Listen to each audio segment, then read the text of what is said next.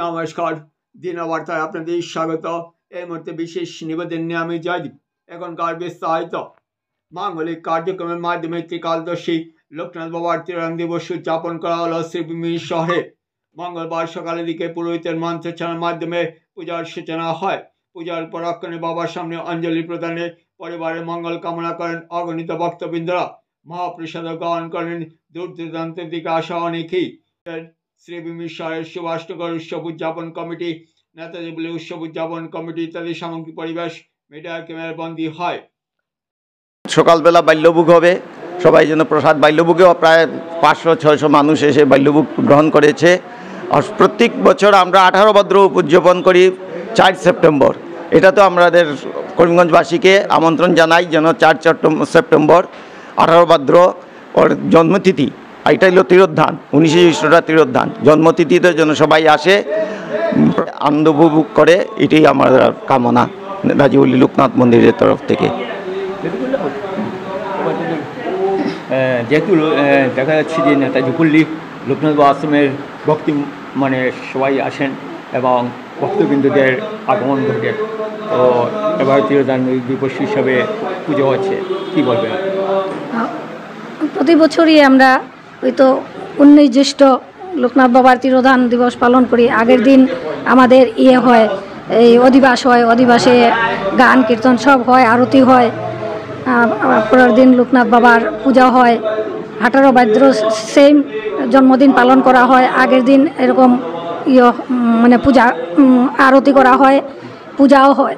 পরের দিন পূজা হয়, সবাইকে আমরা প্রসাদ বিতরণ করি। আমরা না, মানে লোকনাথ বাবার প্রসাদ সবাই পায়। হ্যাঁ, আর আমাদের কমিটি থেকে মানে প্রতি মঙ্গলবারে মানে এক দিন এক মঙ্গলবারে এক একজনে ওই ভোগ দেয়। হ্যাঁ, ওই ভোগটা বিতরণ করি আমরা, মানে অন্নভোগ দেয় ওই প্রতি মঙ্গলবারে এই দুপুরবেলা সবাই এসে অন্নভোগ গ্রহণ করে।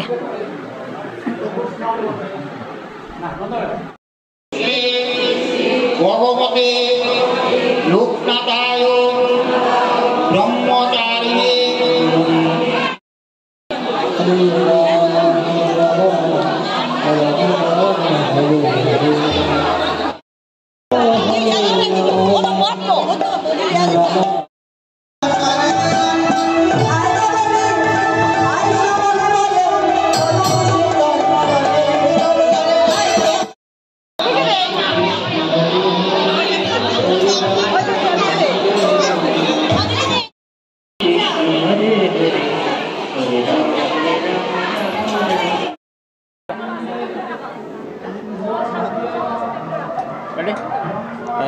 যেহেতু দেখা যাচ্ছে যে সুভাষনগর উৎসব কমিটির যে ভক্তবৃন্দদের সমাগম ঘটেছে এবং আজ লোকনাথ বাবার তিরোধান দিবস উপলক্ষে এখানে পূজার্চনা এবং অঞ্জলি প্রদান চলছে, তো কী বলবেন সামগ্রিক পরিবেশ নিয়ে কী বলবেন? দেখুন, এই উৎসবটা বহুদিন ধরে আসতেছে। আজকে আমাদের 135তম শ্রী শ্রী ত্রিকালদর্শী লোকনাথ বাবার উৎসব। এই উৎসবে আমরা আহ্বান করি, আজকের থেকে আমরা প্রায় 1 মাস আগে আমরা গাড়িতে আস্থা করিমগঞ্জবাসীকে আমরা আহ্বান করি যে আপনারা এই মন্দিরে আসবেন, এই মন্দিরে এসে বাবাকে দর্শন করুন, দর্শন করে আপনারা বাবার থেকে আশীর্বাদ নিন। আমরা জানি বাবার এই মহাসত্য বাণী যে রণে বনে জলে জঙ্গলে যখনই আমরা বিপদে পড়ি আমরা বাবাকে স্মরণ করি। এই স্মরণে আমাদের প্রত্যেক এই করিমগঞ্জ জেলার মানুষ উপকৃত হন এবং বিশ্বেরও সমস্ত মানুষ উপকৃত হয়। আমরা দেখেন কালকে আমাদের এই নেটে সারাদিন বৃষ্টি হওয়ার কথা ছিল, কিন্তু বাবার এতই মানে কৃপা যে আমরা যেই টাইমে আমরা বাবাকে নিয়ে প্রতিকৃতি নিয়ে আমরা শহরে বেরোলাম তখন বাবার কোনো বৃষ্টি নেই, আর আজ এখন পর্যন্ত বৃষ্টি নেই। বাবার তিরোধান উৎসব হয়, তিরোধান হয় ঠিক 9 AM। এই 9 AM-এতে একটু ঝিরিঝিরি বৃষ্টি হয়েছে, সেই বৃষ্টিতে আমরা বুঝতে পারি বাবা এখানে এসেছে, বাবা আমাদেরকে কৃপা করেছে। তোর সঙ্গে আমরা এখানে বসে যে আছি আমাদের এই পৌরসভার এই মাটিটা, যার জন্য এই পৌরসভাকে আমি ধন্যবাদ জানাই। তখন সেই টাইমে যদি এই জায়গাটা আমরা না পাইতাম তাহলে আজকে আমরা এখানে এই বাবার কৃপাটা হতো না।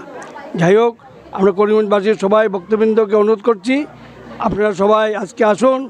আর আগামীকালকে যে আমাদের উৎসব আছে, আপনারা যে আমরা মন্ত্র বিদায় যেটা বলি সেখানে আসবেন সবাই।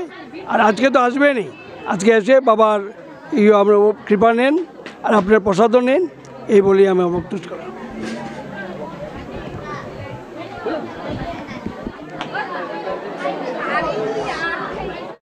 লোকনাথ বাবার আজ তিরোধান দিবস। আমরা এখানে দেখতে পাচ্ছি যে ভক্তবৃন্দের যতই সময় যাচ্ছে ভক্তবৃন্দের সমাগম ততই করছে এবং পূজা অর্চনা অঞ্জলি প্রদান চলছে। তো সামগ্রিক পরিবেশ নিয়ে কী বলবেন? জয় বাবা লোকনাথ। প্রতি বছরের ন্যায় এই লোকনাথ বাবার আশ্রমে সুভাষনগর শ্রীভূমি জেলার এই সুভাষনগর অঞ্চলে লোকনাথ বাবার আশ্রমের প্রতি বছরের ন্যায় এবারও উৎসবের আয়োজন করা হয়েছে। ভক্তবৃন্দ সকাল থেকে সমাগম ঘটেছে, বারবার অঞ্জলি নেওয়া হচ্ছে। সমস্ত ভক্তবৃন্দরা এই দিনে এখানে এসে বাবার প্রতি অঞ্জলি প্রদান করেন এবং ভক্তি শ্রদ্ধা প্রদান করেন। এটা এই মন্দিরটা আমাদের এই শ্রীভূমি শহরকে অনেক উপকৃত করেছে। আমাদের শহরের উন্নয়ন হয়েছে আর বাবার করুণায় আমাদের প্রত্যেকের সংসার থেকে দুঃখ দূর হয়। আমরা এই লোকনাথ বাবা বলেছিলেন যে রনে বনে বনে জঙ্গলে যেখানেই বিপদে পড়বে আমাকে স্মরণ করবে, আমি তোমাদের রক্ষা করব। এটা আমরা লক্ষ্য করছি যে বাবাকে যারাই স্মরণ করে, বিপদে পড়লে স্মরণ করে, বাবা ওনাদেরকে রক্ষা করে থাকেন।